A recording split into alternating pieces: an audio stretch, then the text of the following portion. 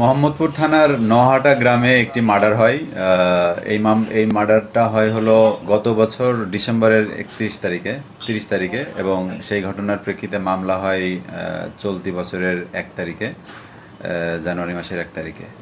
তো এখানে হৃদয় এবং সবুজ নামে দুই ভাই মার্ডার হয় এবং সেই ঘটনায় যে মামলা হয় সেখানে এজাহার নামীয় 10 জন আসামি থাকে। ঘটনার সাথে সরাসরি যারা জড়িত আমরা প্রাথমিকভাবে যাদের নাম পাই সেই অনুযায়ী আমরা 4 জন আসামি ধরি।